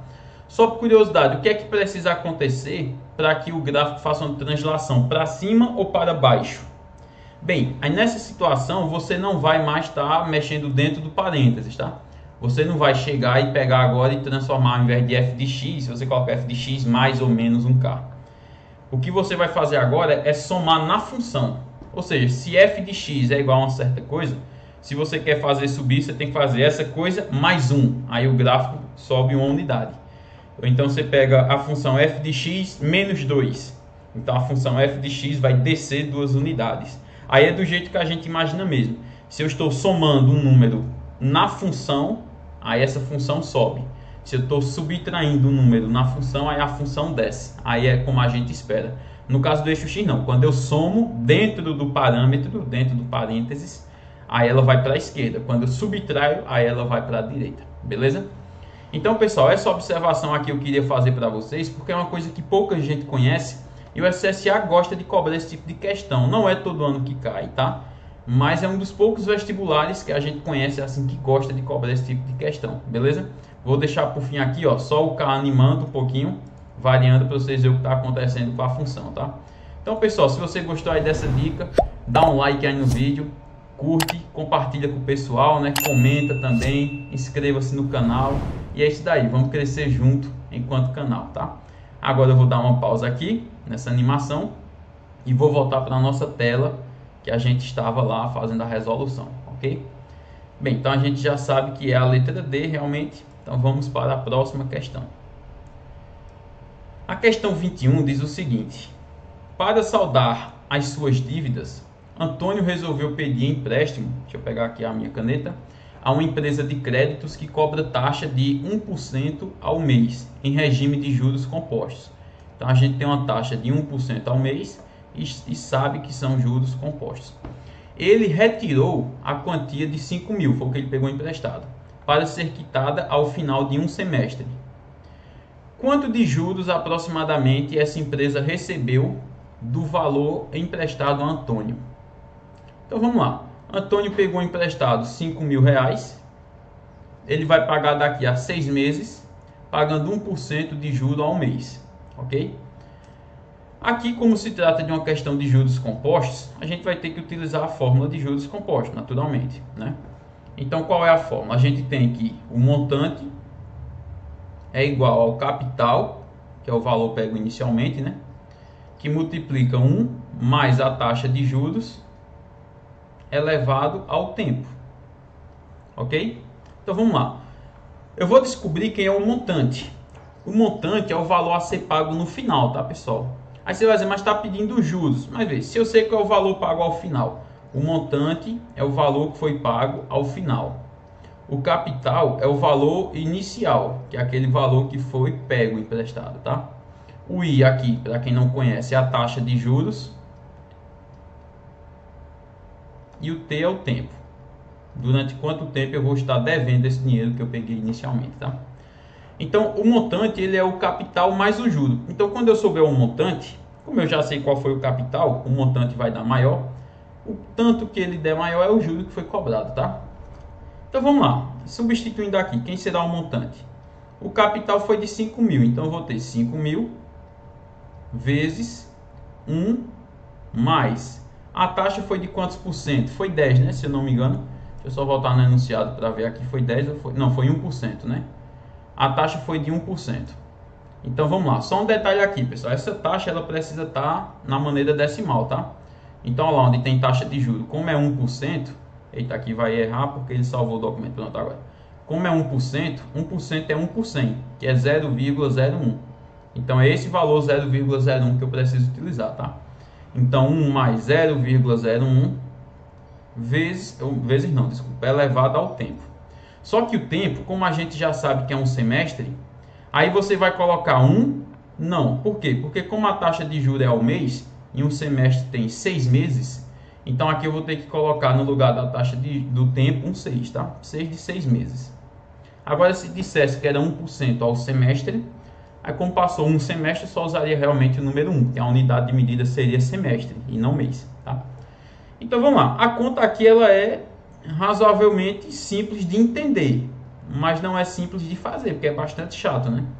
Que aqui você vai ter 1 mais 0,01 é 1,01, só que isso daqui está elevado à sexta. Então a conta é essa, pessoal, quando a gente fizer essa conta, acabou. Só que qual é o problema? É fazer isso daqui que eu estou grifando de azul, né? Vai dar bastante trabalho para fazer isso daqui. Que a gente vai ter que fazer esse número vezes ele mesmo 6 vezes, tá? Então, vamos lembrar uma coisa aqui. Esse número, o que é ele à sexta? Só para não ter que fazer, de fato, ele vezes ele vezes 6 vezes. Então, 1,01 à sexta é a mesma coisa de 1,01 ao quadrado vezes 1,01 ao quadrado vezes 1,01 ao quadrado. Porque o que é uma multiplicação de mesma base? É repetir a base e somar os expoentes. Quando eu somar 2 mais 2 mais 2 dá 6. Então eu vou fazer quanto é 1,01 ao quadrado, aí esse resultado eu multiplico por ele mesmo e o resultado eu multiplico por ele mesmo, para depois poder multiplicar por 5.000, tá? Então vamos fazer essa conta. Vai ser um pouco trabalhosa? Vai. E as alternativas, notem que elas são muito próximas, pessoal, aqui, muito próximas, tá? Então você tem aqui, ó, por exemplo, um 300, 307, só variou 7 unidades. Você tem um 406 para 414, variou 8 unidades. Então elas são muito próximas. Então a gente tem que, infelizmente, ter uma certa precisão aqui quando for calcular, tá? Então não vou ficar arredondando casas decimais, não. No máximo, se tiver umas 5 casas decimais, eu volto só uma, porque depois eu vou multiplicar por 5.000. Às vezes uma casa decimal faz uma diferença muito grande, tá? Então vamos lá. 1,01 vezes 1,01. É claro que eu poderia chegar aqui e fazer essa conta na calculadora agora, né? Para ser mais rápido. Mas eu estou me colocando no lugar de você que vai fazer a prova. Lá você não vai ter calculadora. Então vamos lá. 1 vezes 1 é 1. 1 vezes 0 é 0. E 1 vezes 1 é 1. 0 vezes 1, 0. 0, 0. Porque eu vou multiplicar por 0. Aí 1 vezes 1, 1. Peraí que salvou aqui. Sempre que ele salva a página, ele erra um pouquinho o lápis aqui. 1 vezes 1, 1. 1 vezes 0, 0. E 1 vezes 1, 1. Agora soma tudo. Aqui a gente vai ter 1, 0, 2, 0, 1. E aí eu preciso voltar 4 casas decimais. Então vai ficar isso daqui, ó. 1,0201. Isso que eu achei aqui representa 1,01 ao quadrado, tá? Então agora eu sei que eu vou ter que fazer ele vezes ele. E depois fazer vezes ele de novo. Mas vamos logo por partes, né? Então eu vou fazer, ó, 1,0201 vezes 1,0201. Vamos ter paciência aqui, né? 1 vezes 1, 1 vezes 0, 0. 1 vezes 2, 2. 1 vezes 0, 0. 1 vezes 1, 1. 0 vezes 1, 0. Aqui vai dar 0 para todo mundo. 2 vezes 1, 2. 2 vezes 0, 0. 2 vezes 2, 4. 2 vezes 0, 0. E 2 vezes 1, 2. Agora o 0 vai dar 0 para todo mundo. E por fim 1. Só eu repetir, né? 1 vezes 1, 1. Depois 0. Depois 2. Depois 0. Depois 1. Agora soma tudo aqui. Vai dar 1. 0 e 0, 0. 2 e 2, 4. Aqui é tudo 0. Tem que ir com calma aqui, é muito número. 1 mais 4, 5. Mais 1, 6. Aí tudo 0. 2 e 2, 4. 0 e 1. Que número enorme, né? Aqui eu tenho que voltar quantas casas? 8. Então 1, 2, 3, 4, 5, 6, 7 e 8. Aí vamos lá. Esse daqui a gente pode de repente tentar arredondar, mas eu não vou arredondar muito não, tá? O resultado desse número ao quadrado, vou colocar aqui, ó, deu 1,040604. Pronto, eu acho que eu de repente posso parar aqui. Eu não vou colocar o último 0,1 que tem ali não. Aí eu tenho que multiplicar por ele ao quadrado de novo, que é daquele resultado anterior, que tinha dado 1,0201. 1,0201. Tudo isso para poder ficar a sexta agora, né? 4 vezes 1, 4. 1 vezes 0, 0. 1 vezes 6, 1 vezes 0. 1 vezes 4, 1 vezes 0 e 1 vezes 1. Simplesmente repetir. 4 vezes 0, agora é 0, né? Então 0 vezes qualquer coisa vai dar 0. Então só vou repetir um monte de 0 aqui. Agora 2 vezes 4, 8. 2 vezes 0, 0. 2 vezes 6, 12, vai 1. 2 vezes 0, 0, mas tinha ido 1. Então vou colocar aqui 1. 2 vezes 4, 8. 2 vezes 0, 0. E 2 vezes 1, 2. E agora 1, né? Aí só vai... Não, tem um 0 antes, né? Então 0 vai repetir tudo 0, porque 0 vezes qualquer coisa vai dar 0. E agora para concluir tem 1. 1 vezes 4 vai dar 4, depois 0, 6, repetir os próprios números, né? 0, 4, 0 e 1. Agora isso daqui a gente vai ter que somar. Vê que conta chata, né? Então aqui você tem 4, 0 e 0, 0, 6 e 8. 6 e 6 são 12, mais 2, 14. Vai 1, aí 0 tudo fica 1. 4 mais 4, 8 mais 2, 10. Vai 1. 1 mais 1, 2. 8 mais 1, 9. 9 mais 6, 15. Vai 1. Aí aqui fica 1. 4 mais 2, 6. 0, 1. E aqui eu vou ter que voltar 1, 2, 3, 4, 5, 6, 7, 8, 9, 10 casas. 1, 2, 3, 4, 5, 6, 7, 8, 9, 10. Então ficou 1,061520. Aí aqui eu vou arredondar para vou deixar acho que até o 01 mesmo, né? Bora ver se até aqui dá certo. Bem, esse número aqui enorme que a gente acabou de encontrar, né, que eu estou grifando de azul, seria o 1,01 a sexta. Pessoal, vou ser honesto, geralmente as questões de vestibular, quando cobram uma questão de juro composto, coloca para você calcular até 4 meses no máximo, né? É porque como é o SSA, né? O SSA gosta de ser um pouco mais diferente, aí colocou um pouco maior aqui para fazer, né? Então agora o resultado para o montante vai ser 5.000 vezes aquele valor que eu achei lá de azul, que eu não vou repetir aquele número todinho, tá? Então eu vou fazer essa multiplicação aqui. Vou levar os 5.000 para lá, né? Para poder fazer essa multiplicação aqui. Eu vou ser sincero, vou ser honesto com vocês. Eu estou até um pouco desconfortável de arredondar aqui no final. Eu vou deixar um número original mesmo, tá? Que seria o número 1,0615201. Aí, sim, 201 aí. Depois do 1 tem um 404. Vou usar o original mesmo. Aí eu vou multiplicar isso daqui por 5. Lembra que é 5.000, né? Aí depois eu coloco 3 zeros no final, tá? 5 vezes 4, 20. Vai 2. 5 vezes 0, 0. Aí foi 2. 5 vezes 4, 20. Vai 2. 5 vezes 1, 5. Aí fica 7. 5 vezes 0, 0. 5 vezes 2, 10. Vai 1. 5 vezes 5, 25. 1 que foi 26. Vai 2. 5 vezes 1, 5. Com 2, 7. 5 vezes 6. Eu estava tentando lembrar onde foi que eu parei. 5 vezes 6, 30. Vai 3. 5 vezes 0, 0. Aí tinha ido 3. E 5 vezes 1, 5. Aí eu tenho que colocar mais 3 zeros aqui no final. Por quê? Porque era 5.000, né?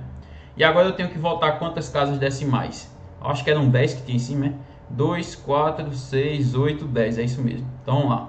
1, 2, 3, 4. Aí 5, 6, 7, 8, 9, 10. Então acabei de descobrir ó, que o montante final que esse cara precisou pagar à empresa foi de R$ 5.307 e aproximadamente 60 centavos, tá? Lembra quanto foi que esse cara pegou emprestado? Esse cara pegou emprestado o valor de R$ 5.000. Como ele vai estar pagando 5.307, que é o valor final, o montante, então quanto é que foi cobrado de juros aqui? Foi cobrado tanto que ele está pagando a mais, concorda? Então a gente sabe que o juro cobrado aqui foi de R$ 307 aproximadamente.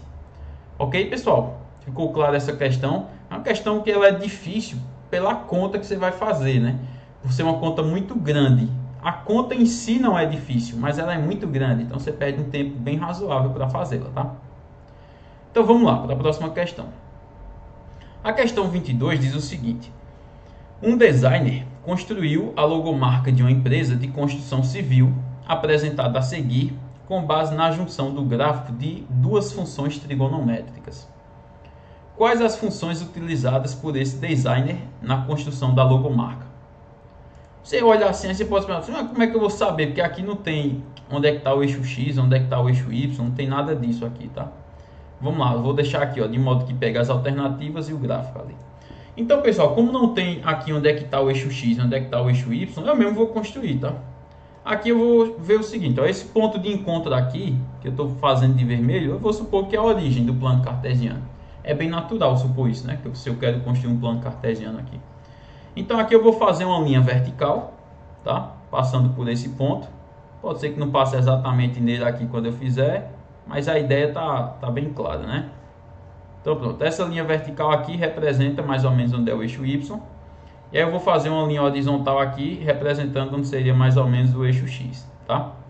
Então vê a situação aqui, ó. A gente tem esse eixo aqui como eixo X, esse eixo aqui como eixo Y. E nota que a gente realmente tem dois gráficos. A gente tem esse gráfico que eu vou fazer aqui, ó, de amarelo. Então tem esse gráfico aqui, ó, que ele sobe aqui, vem até esse ponto máximo, começa a descer, aí passa na origem. O que que acontece depois da origem? Qual dos dois vai ser, né? Aí vai ser esse daqui, que vai até um ponto mínimo mais baixo, né? Se na esquerda ele foi até um ponto máximo mais alto, aqui ele vai até um ponto mínimo mais baixo. Pessoal, esse tipo de gráfico aqui, você pode não saber se é o seno de x ou se é o 1/2 sobre o seno de x, tá? Mas você sabe que esse tipo de gráfico tem que ser um gráfico de seno. Agora, por que eu sei que esse tipo de gráfico é um gráfico de seno? Como é que a gente reconhece uma coisa desse tipo? É quando o gráfico ele é simétrico em relação à origem. Sempre que o gráfico é simétrico em relação à origem, sempre estou falando assim, comparando seno e cosseno, tá, pessoal? Que são as alternativas que tem aí. Sempre que ele é simétrico em relação à origem, a gente vai ter um gráfico seno. O que é que significa ser simétrico em relação à origem? Que se para o lado esquerdo a função sobe, que é o que está acontecendo aqui, ó, logo após a origem, para o lado esquerdo a função sobe, então para o lado direito a função desce. Ser simétrico em relação ao ponto significa ter essa simetria, entre aspas, inversa. Quando um sobe e outro desce. O cosseno não é assim. Porque o que é que acontece com o cosseno? Você tem aqui o eixo Y, você tem aqui o eixo X, aí você tem o cosseno, por exemplo, aqui ó, nesse ponto, ele passa aqui. Quando para a esquerda o gráfico do cosseno desce, para a direita, ou desculpa, quando para a direita ele desce, para a esquerda ele também desce. Então o gráfico do cosseno ele é simétrico. Esse gráfico aqui ó, representa cosseno. Ele é simétrico, mas ele é simétrico em relação ao eixo Y. Ou seja, isso daqui é uma simetria que a gente chama de reflexão. É como se o eixo Y fosse um espelho. No caso do cosseno, o que acontece para um lado, acontece exatamente igual para o outro. Se um lado está descendo, o outro também está. A partir do momento que um lado começa a subir, o outro também começa a subir. É assim o cosseno. Já o seno é o contrário. Se no seno do lado esquerdo sobe, do lado esquerdo desce. Se do lado esquerdo desce, do lado direito sobe. Tá? É sempre o inverso, ok? Então a gente vê que a função amarela tem que representar um seno e a função verde também, porque aqui é o mesmo raciocínio. Ó, quando do lado esquerdo ele está subindo, aí do lado direito ele está descendo. Então essa função aqui também representa uma função seno, tá? Exatamente pelo mesmo motivo. Então as duas funções precisam ser funções seno. Se a gente já sabe que as duas funções precisam ser funções seno, então a gente já sabe qual é a alternativa. Porque a letra é seno e cosseno, está errado por causa do cosseno. Na letra B tem cosseno, está errado. Na letra C tem cosseno, está errado. Na letra D tem cosseno, está errado. Então só pode ser a letra E. Tem que ser duas funções seno aqui, ok? Porque elas são simétricas em relação à origem. E só o seno é, o cosseno não será. Ok, pessoal? Então fica essa observação aí para a questão 22. A gente vai passar agora para a questão 23. A questão 23 diz o seguinte: se considerarmos um quadrado de lados de medida A, aí agora vem a pergunta: qual será a área de um triângulo equilátero? Deixa eu pegar só outra cor aqui. Formado com lados cujas medidas são do mesmo valor da diagonal do quadrado. Então vamos lá. Como o lado do quadrado mede A, a diagonal do quadrado vai estar em função de A. Então o lado do triângulo, que é igual à diagonal, também vai estar em função de A. Por isso que nas alternativas tem muita letra A aparecendo ali, tá? Vamos entender aqui a situação. Começa com um quadrado. Tudo começou com um quadrado, né?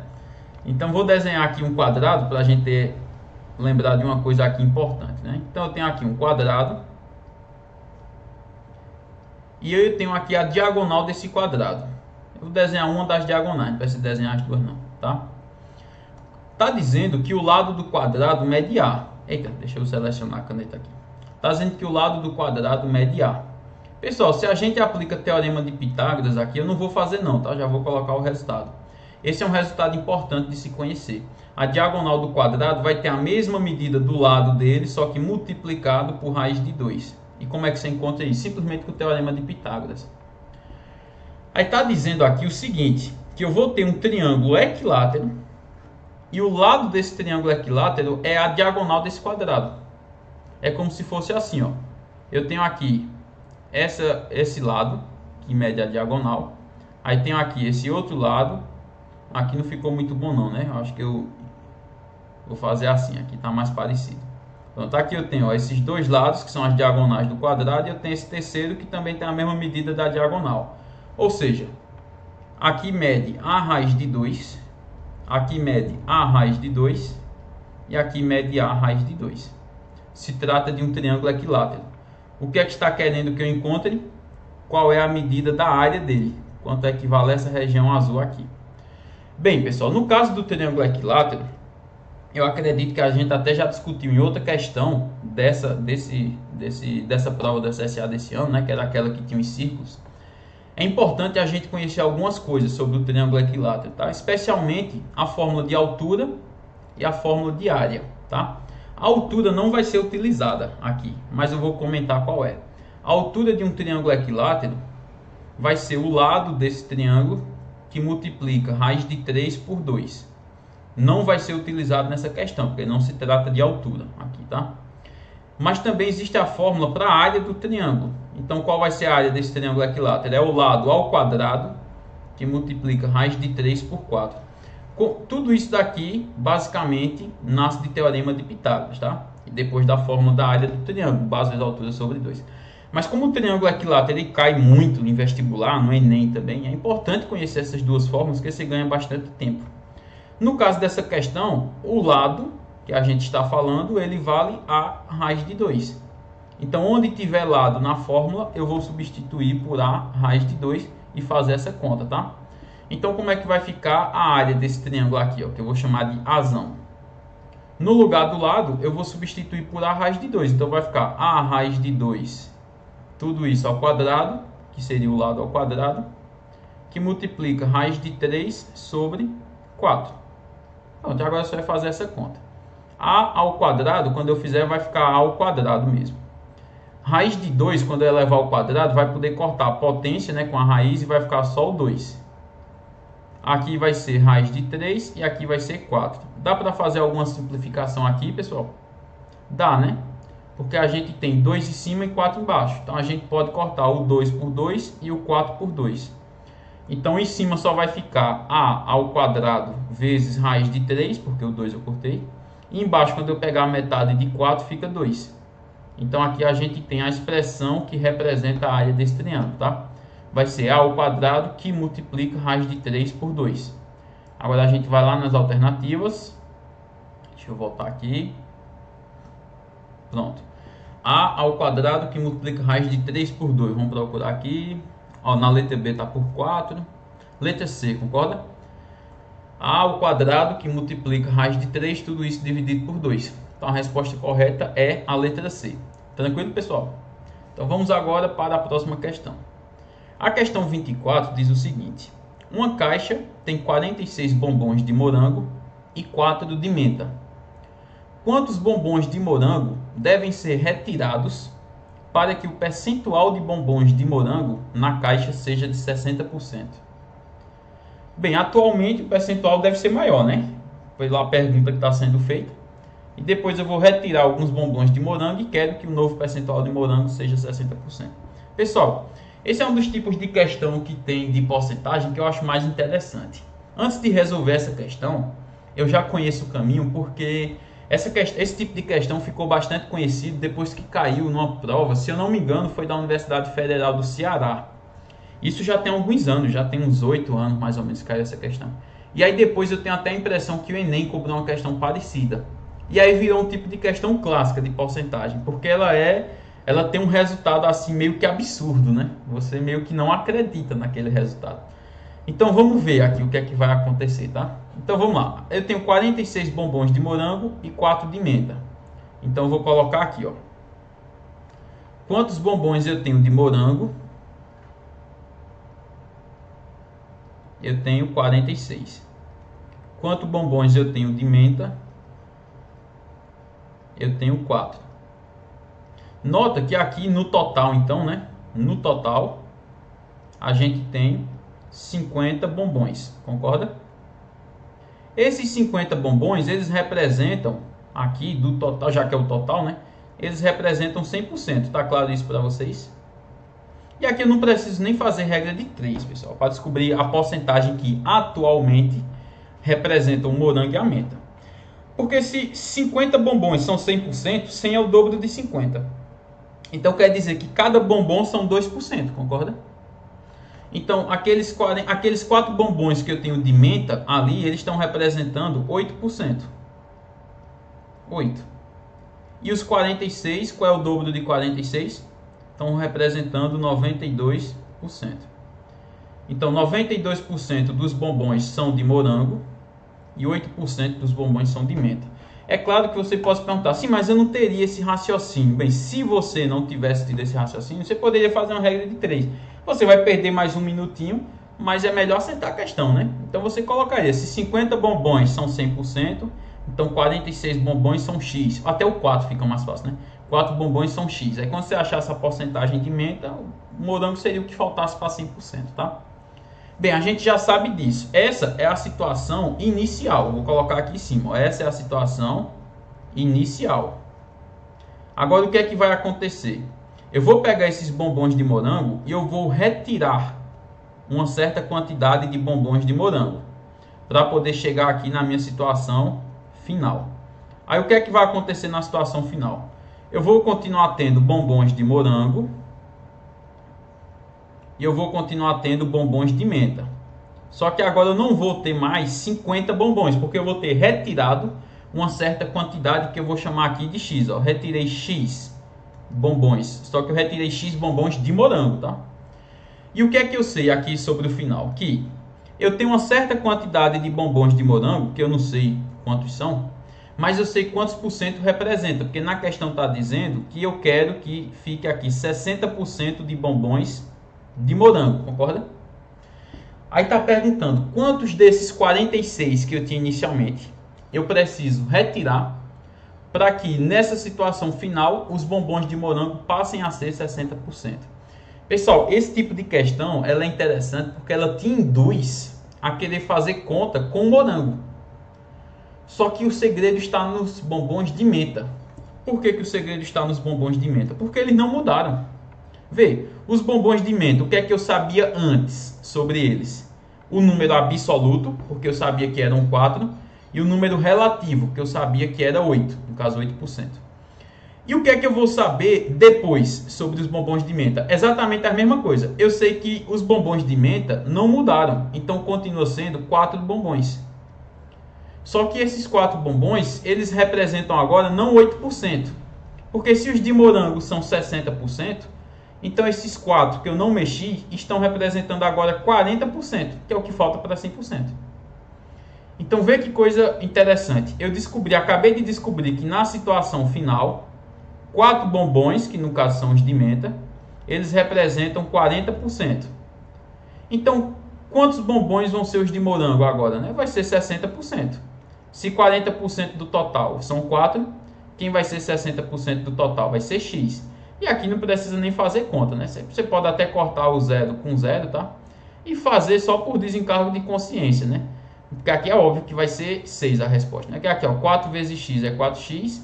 E aqui eu vou ter 4 vezes 6. O 4 vai cortar com 4 e simplesmente vai ficar x igual a 6, tá? Então o que é que significa? Que eu tenho agora 6 bombons de morango. Esses 6 bombons de morango representam 60% e os 4 bombons de menta representam 4%. Agora eu tinha quantos bombons inicialmente de morango? Vamos lá. Inicialmente eu tinha 46. Quantos eu tenho agora? 6. Então quantos bombons eu precisei retirar precisei retirar 40 bombons. É bem impressionante esse resultado desse tipo de questão, né, pessoal? A gente espera que vai ser menos de repente, né? Então, ó, precisei retirar 40 bombons, ok? Então, pessoal, com isso a gente vai dando fim aqui à resolução do SSA do terceiro ano do ano de 2018, tá? Se esse vídeo tiver te ajudado, eu peço que você curta o vídeo, compartilhe com o pessoal, marque alguém aí para que ele possa assistir também e você se inscreva também no canal, tá? Para que a gente possa crescer juntos enquanto canal. Se você ficou com alguma dúvida, pode postar nos comentários. Se você quer a resolução de alguma questão específica de outro vestibular ou até de outro ano do SSA, posta aí também que a gente grava, tá certo? Então é isso daí, pessoal. Valeu e até a próxima.